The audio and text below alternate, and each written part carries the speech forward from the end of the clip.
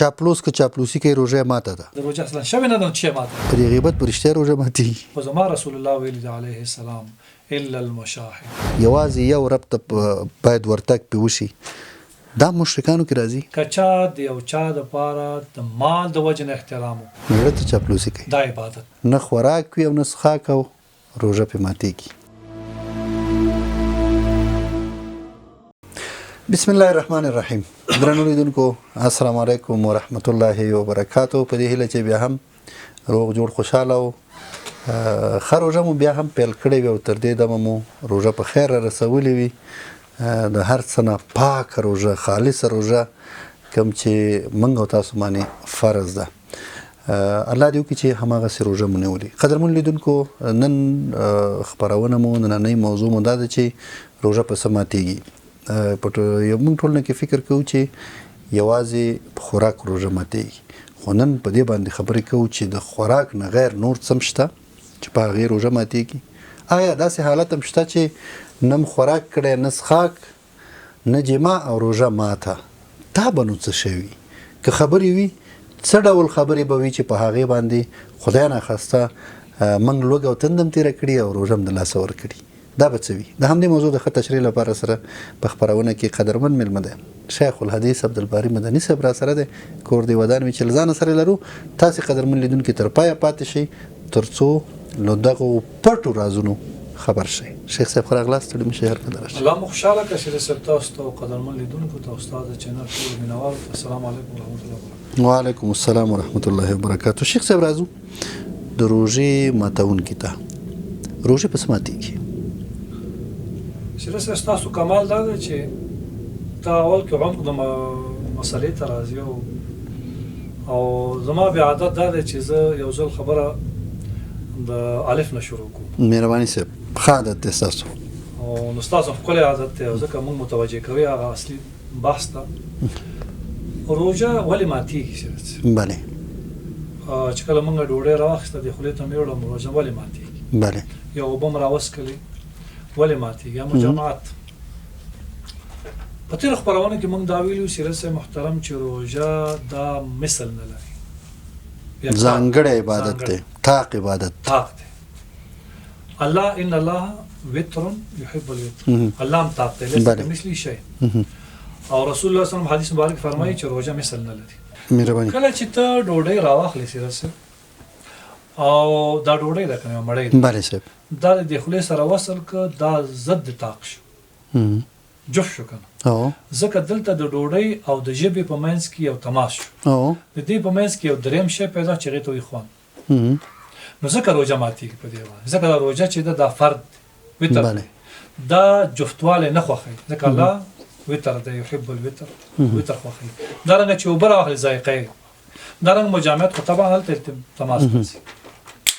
د روژې د ماتوالي دوه عمده برخې دي سره یو د بدن برخه د روژه ماتول یو د روح روژه ماتول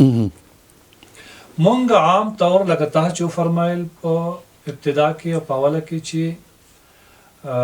مونږ د روژې د ماتونکو د جسمانی ماتونکو سره آشنا یو نو تقریبا عام دغه درې ماتونکي مشهور دي دا د جسم پر تعلق لري دلته جسم تغذیه کوي دغه روژه چې ماته سي د دې قضایي شته قضایي به راوړي کار به جوړ شي بلې که سهون ماته شوه هېڅ مشکل نشته خطاان ماته شوه نو قضایي به راوړي قصدن دې ماته کړله شپېته روژې به ونیسي بلې خو روحاني د روح برخه یې که ماته شوه سیرت بیا قضایي نه لري نو په دقې باندې موږ نن به تفصیل او وضاحت وکړو لومړي هغه ماتونکي چې عام موږ ورسره اشنا یو نو هغه خوراک څښاک او جماع چې کله دا د انسان نه وشي او قصدن یې وکړي نو په دې روژه ماتېږي که سهون وکړي یعنې دا معنا چې یېری وي د یاد په یاد نه وي نو دا روژه نه ماتېږي او که خطاان وي یعنې روژه د په یاد ده خو بې احتیاطي درنه وشو دا معنا تا غرغره کوله غسل دې کوه اوبه نه تېرې شوې او داس دې کوه روژه دې په یاد وه اوبه نه تېرې شوې نو په دې روژه ماتېږي خطان د دې به قضایي راوړي او که چېرته فکر د نه و چې وخوړه روژه نه ماتېږي دا د الله مېلمه یو تا ته غذا درکړي یا مجامعت صورت ونیسي نو که قصدن وي نو په دې باندې خو دغه شپېته روژې دا برخه باندې موږ ډېر اشنا یو الحمدلله په دې مباحث شوي دي چې په دې باندې دا مفترات هر هغه شی چې غذا وي وخوړل شي یا دوا وي او په هغې باندې روژه ماتېږي او کفاره هم شته او کوم شی چې غذا نه وي خو خوړل کېږي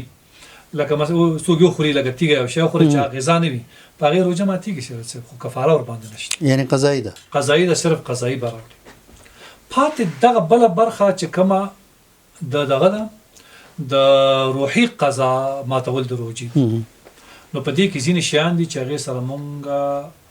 لاس ګریوان یو بله او ورسره اخته یو خو ورته خیال مو نه دی یا فکر مو ورته نه دی دې ته به ډېر خیال وکړي په هغې کې صریح حدیث دی رسول الله صلی الله علیه وسلم فرمایي که چا غیبت وکړو په روژه کې د روژه ماته شیخ صاحب یوه پوښتنه کومه تر څو د لیدونکو پې ښه یقین راشي یعنې په دې غیبت په رښتیا روژه ماتېږي همدې باندې پاتې کېږم او هغه روژه چې تی کمال ته رسولې چې د روح برخه وه هغه روژه ماته شوه ښه یعنې دلته روژه هم دوه قسمه ده ما مخکې وویل چې یو د جسم برخه ده بله ماتونکې یو د روح برخه ده لیدونکو سره به کېدای شي دا یاداشت مونږ ته ضرور کم هم دی مونږ ته روحي یعنې مونږ ته دا روحي تعلیم دی دا روحي تعلیم دی اصلا روژه دلته یو مناسبت موجود دی ظاهرا خو مونږ په ټولنه کې داسې فکر کوو چې ولا روژه ونیسو زمونږ مرضونه کمیږي وزن هم کمیږي ځکه چې خوراک نه کوو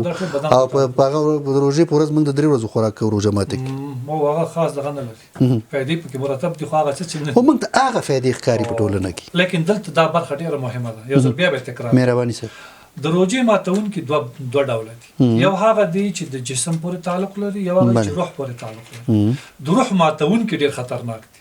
ځکه دا کوم فضیلتونه چې موږ په تیرو خپرونو کې ویلي علما موږ منبر باندې وایو لګیا دي دا ګوره ټول مرتب دي په هغه روژه باندې کوم چې روح پورې تعلق لري هغه روژه که موږ ونیوله زموږ به مرتبه الله اوچتوي موږ ته به الله باب الریان نصیب کوي موږ به د غازیانو مجاهدینو نه په مرتبه کې اوچت یو د موږ مرتبه به د حجاج او معتمرینو نه ډېر بره وي موږ به د تهجد کوونکو نه بره یو او لا نور هم او هغه ثوابونه چې الله پاک ملائکو ته ویل چې تاسو کار ملرئ زی ورکوم هغې نه به موږ برخمن وردا ډېره هم ده خو که موږ جسمي روژې ماتونکو ته متوجه و روحي ته نه دغه ټول فضایل نه بیا موږ نه محرومېږي نو ځکه زموږ فقها وایي چې دا حدیث تحلیله اوس چې زموږ رسول الله صلی الله علیه وسلم فرمایي که چا غیبت وکړه د ده روژه ماته ده دا د کومو روژه ماته ده راځئ چې هلته بل تقسیم هم وکړو مهرباني صاحب روژه کې 3 قسمه خلک دي خواص الخواص خاص او عام عام خلک خاص خلک او خاص الخاص خلک بله زمونږ عوام چې موږ پکې راځو د عوام کې راځو زمونږ روژه په غیبت نه ماتېږي چې موږ قضایي راوړو خو هغه ثوابونه نه موږ محروم یو موږ د دې قضایي نه راوړو ځکه موږ ته په فقه کې دا حکم دی بله خو دا خاص اولیاء چې دي سیرت صاحب هغوی چې کله غیبت ترې نه شوي بیا دا قضایي راوړي قضایي څنګه راوړي یو بچیان چې چا غیبت یې کړی د هغې به نه هغه نه عفو غواړي بخښنه به دې غواړي بخښنه به غواړي عذر به ترې نه چې زما عذر ومنه او د دې روژې قضایي به راوړي دا د خاص خلکو کار دی ځکه الله دوی مرتبه ورکړي دا مونږ چې د روژې په خلاصوالي باندې ختم شي روژه مونږ خوند نه احساس کړ یو علت پکې دا دی علت پکې دا دی چې مونږ روحي روژه رانه ماته شوي وي غیبت مو کړی دویم ماتو مخکې به روحي وایم وروسته به مهرباني هغه قاطع الصله رحم د ده روژه ماته رسېږي څوک چې خپلولي او دوستي نه پالي او د دنیایي مفاداتو دا وضاحت مونږ کوو یو دین خبره یو سړی دی بدرا دی بېدینه دی بېدینه دی بس ورسره مه کوه راشه درشه مه کوه هېڅ پرېږدی خپل ته نه ملامت دا ستا د پوړې پټې خبره ډېرو نه غرونو نه خویندو حق غوښتې هغې سره په کلونو خبرې نه کوي ورته وایي چې که چېرته حق م ورکړی چې زما د کور دروازه ستا په وړاندې بنده ده هغې سره هم خبرې نه کوي سیرت صاحب عجیبه ده کله کله مونږ نمونه اخلو فلانکې ډېر غصب کړی دی یو مشر نوم اخلو فلانکې ډېر غصب خو د خپل ځان نه خبر نه یو چې دا غصب ډېر خطرناک چې د خور حق دی نه دی ورکړی او د دې په بنیاد چې نه دی ورکړی یا یې درنه اخیستی دی ورکړی دی خو ته نه بیا دې ورسره خط او برید کړی دی خبره نو ستا روژه نه ده قبوله قاطع الصله رحم چې روژه نه ده قبوله زموږ رسول الله فرمایي جمعات سب کې مول سب کې بالکل یو چا لیکلي سیرت صاحب غالبا د ډېرو ظلمونو نه په تنګ راغلم او د ډېر بد حال نه جمعات ته منډه وکړه چې الله ته عذر وکړم چې لاړم ظالمان اول صف کې ناست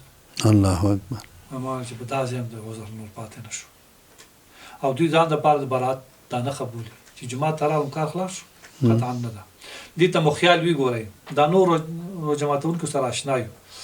زموږ رسول الله فرمایي چې الله فرمایي چې زما د رحمت او د مغفرت ملائکو چې تاسو مقرر کړي دي خلکو ته بخښنه کوي لګیای خو چې دې خلکو ته بخښنه ونه کوي ورځي زما له خوانه یو پکې دغه د صله رحمي قطعون کوي نو دا ګوره محروم دي خیال کوي که اوسم دغه یو حالت سره موږ مخامخ چې خپل خويندې خپل ورونه ترونه د خپل قوم او قبيله مسلمان ګاونډي په دنیایي مفاداتو د خفوي نو د روژه دی ماته د مسلمانه د اوس نه د روژه ماته وکپم د 12 بجو د غرمه کې ځکه ستا کار خراب دی ته به په دې فکرې چې زما ته به الله ثوابونه راکړي خو زما رسول الله ویلي علیه السلام الا المشاحن او قاطع الرحم مغتاب چې غیبت کوونکی چې مخکې ګوره دا د پیغمبر خبره ده صلی الله ارڅو په دې پوهیږم نه مونږ وایي چې فقه کې لیکلي چې په غیبت روژه نه ماتي مطلب دغه دی چې ستا د خوراک سکاک روژه چې ده هغه نه ماته یعنی تا نه فرض د غاړې نه ساقط شوي دي نور چې په دې کې څومره کمالات یو ځای کې ته انعامات ته غوښتل شوی چې تا ته پوره انعامات ورکول کېږي هلکه راشئ ټول ور احمد محمود بکر خالد هغه د انعاماتو ځای ته ورغله ټول انعامات واخر تا ته چې وځه حاضري وشوه تا ته انعام نشته تا افغان پوهېږي څومره خطرناک دی چې دغه د دنیایي انعاماتو نه ته محروم شي جایزه درته در نه کړی شي ما ته په سپکه وکتل ما ته څومره چې ته په ځان کې عیبونه ګورې هغه در کې په ځان کې پیدا کوي چې ولې ما که څه کم بوتو نو د لوی انعاماتو نه چې څوک محرومیږي سیرت محترم هغه دقه وي چې قاطع الرحیم بل دا چې الله دې موږ ساتي الحمدلله زه په دې معتقد یم چې موږ افغانستان کې نه لرو چې هغې ته مشرک دام د دې روژه ماته ده سیرت یعنی یو سړی دی روژه نیولې ده او د شرک د الله سره کوي شرک څه معنا د الله په عبادت کې نور څه شریکول شیخ صاحب په اسلامي ملکونو کې په مسلمانانو کې هیڅ څوک دا نه وي حتی ډېری کفار هم په دې عقیده لري چې خدایان دوه نه دي هیڅ څوک به دا ونه وایي چې خدایان درې دي څلور دي هغه بت پرستان او څه پرستان چې دي هغه بیل دي دا پوښتنه چې ما وکړه چې شرک څه ته وایي یو خو دا شرک دا هیڅوک نه کوي دا نه کوي راځو د دې ته په ټولنه کې بعضې وخت کې داسې یو څه عمل د انسان نه کېږي چې ډېری شیان تر انسانانو مربوطه وي هغه انسانان مشکل کشا بولي یا هغوی ته په داسې یو حالت کې ورځي چې هغسې حالت یوازې یو رب ته باید ورتګ پې وشي دا مشرکانو کې راځي دا سیرت صاحب محترم لږ وضاحت کو عقیدوي شرک د الله ټول ته نه وساتي او د ټول نه دا نشته هر چې د عملی شرک دی او په دې کې ځینې مسلمانان اخته کېږي د هغې یو څو مثاله ذکر یو دا وي چې د الله نه غیر د یو باچا نه د یو امیر نه د یو قمندان نه تمه لري او هغه نه یېرېږي موږ ورته چپلوسان وایي غواړه مالان دا بیخي ډېر دي غواړه مالان ورته وایي چپلوسان نور هم څه نومونه لري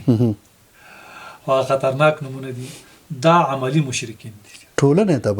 ټولنه تباه کړه دوی په ځان پوه نه دي د چا ګوره زموږ رسول الله فرمایي صلی الله علیه وسلم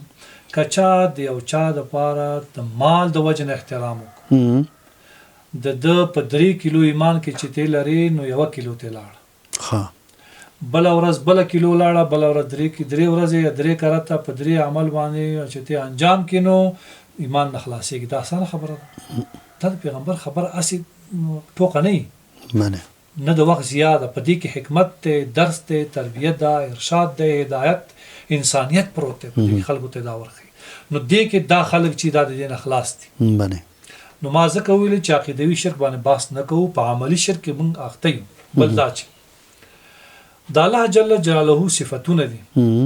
په هغې صفتونو کې چې الله یې نفي کړي چې په دې کې ما سره بل څوک نه شریکوي او په هغې صفت کې د بل څوک ورسره شریک کو او د اسبابونه غیر دی ورسره شریک کو نو بس په دا شرک دی او الحمدلله دا عقیده هم زه فکر کوم چې موږ سره په افغانستان کې باندې مثلا یو زیارت ته ورسې باندې اول ته د زیارت نه مستقیما اولاد غواړي هغه نه د ځینې مرضونو شفا غواړي دا زمونږ د اهل سنت والجماعت عقیده ده چې دا انسان که د جهل نه دا کار کوي په ناپوهۍ کې ګناه کبیره ده او که سره د پوهې چې د کار کوي نو بیا شرک دی بیا به ځان وساتو نو مشرک که عملي وي او نور پرېږده دام د دغه د روژې په ماتونکو کې دی د روژه مرمات یعنی چاپلوس که چاپلوسی کې روژه ماته ده یقینا او د حدیث صراحت هم معلومه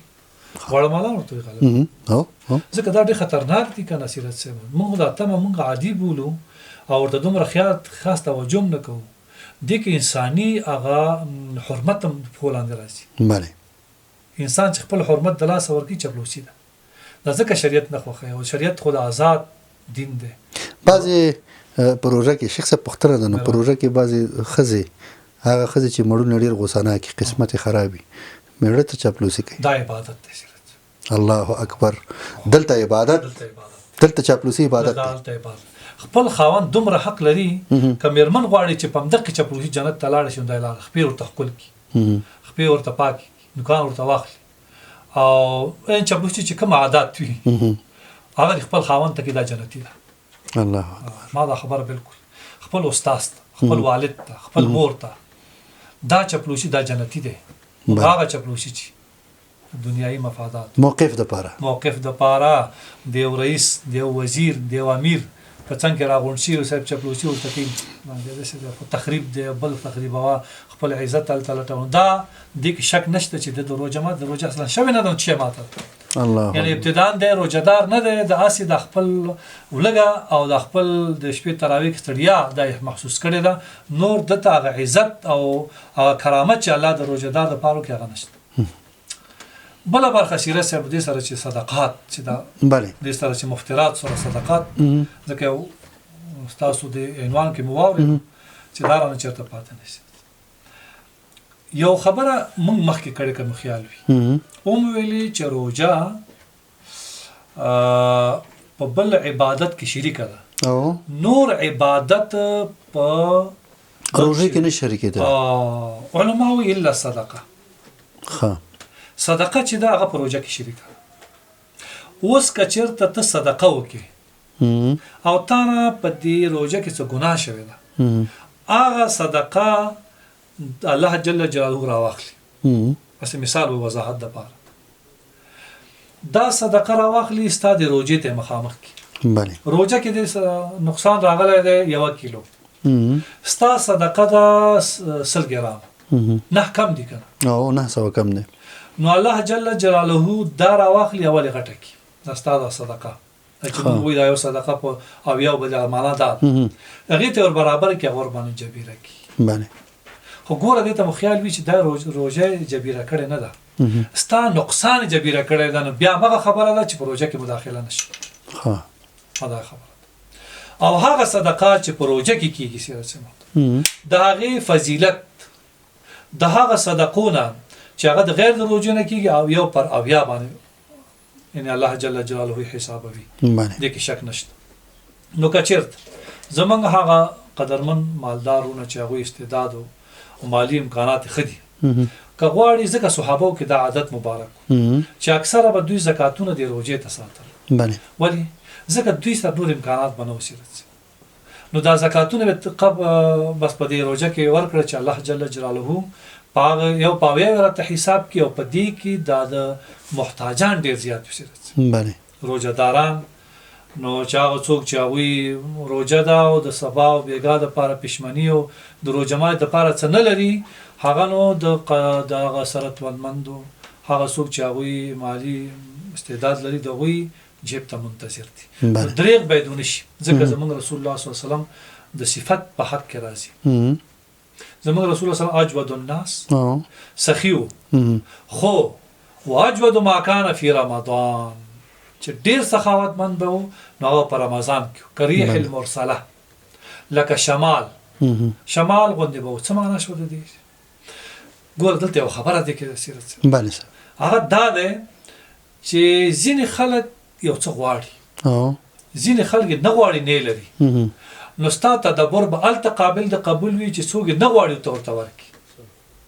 لکه هغه شمال چې راځي که نه په دیوال جامد دی په هغې هم راځي که نه